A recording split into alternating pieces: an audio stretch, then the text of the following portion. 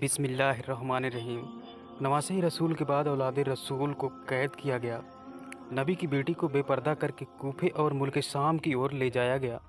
आगे आगे फौज यजीद नाचती जा रही थी और पीछे पीछे रसूलुल्लाह सल्लल्लाहु अलैहि वसल्लम की बेटियां लवारिस व बेमददगार होकर चल रही हैं।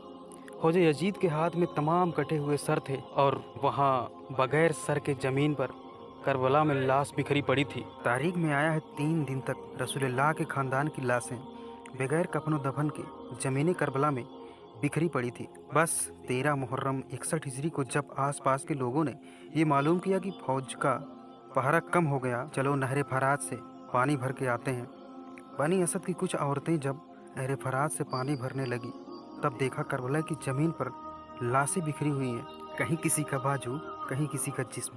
उन्होंने जब इस आलम को देखा तो रोते रोते अपने मर्दों के पास गई और कहने लगी, ऐ रसूलुल्लाह के कलमा पढ़ने वालों, इस ज़मीन करबला पर रसूलुल्लाह सल्लल्लाहु अलैहि वसल्लम का ख़ानदान था।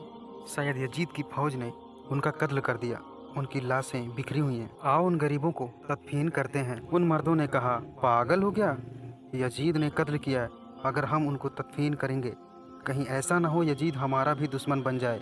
छोड़ दो, कोई न कोई आएगा तदफीन कर देगा। उन औरतों ने कहा, ताजुब है कि तुम अपने आप को मुसलमान कहते हो, रसूलुल्लाह का कलमा पढ़ते हो। क्या कहा था रसूलुल्लाह ने कि मैं अजर रिसालत कुछ नहीं मांगता सिवाय इसके कि मेरी आल से मोहब्बत करो, मदद करो।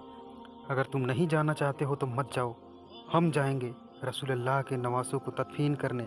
बात जब यहाँ तक पहुँची तो उन मर्दों में से कुछ की गैरत जाग गई और वो औरतों के साथ ज़मीन करबला आ पहुँचे। बस उनका ज़मीन करबला में पहुँचना था तो देखा कि किसी के तन पे सर नहीं, किसको किस तरह तदफीन करें।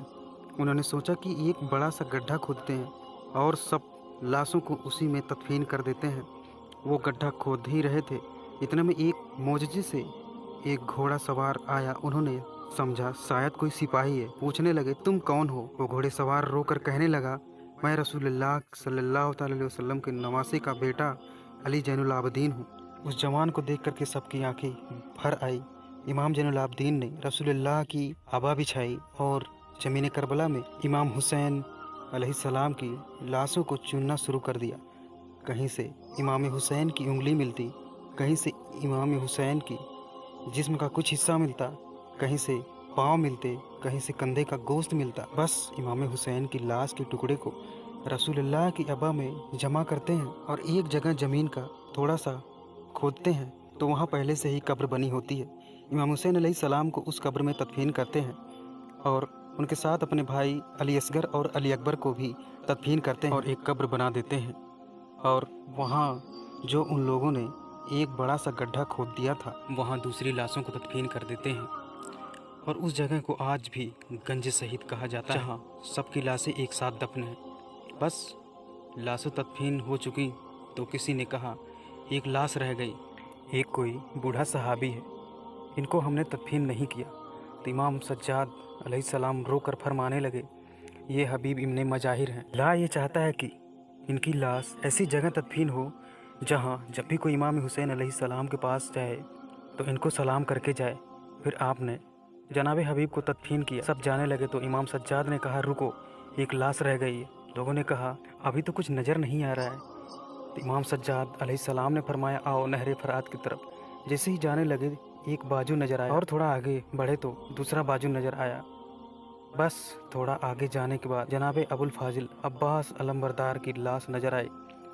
जनाब गाजी अब्बास को उसी जगह तदफीन कर दिया गया जहाँ वो घोड़े के जीन से नीचे आए थे। आज भी कब्र अब्बास और कब्र हुसैन एक दूसरे के आमने सामने हैं। सलाम हो रसूल के कुतबों पर, सलाम हो रसूलुल्लाह सल्लल्लाहु अलैहि वसल्लम के फर्जंद पर, सलाम हो उन गरीबों पर जिनकी लाश 3 दिन तक बिना कफन के रह गई।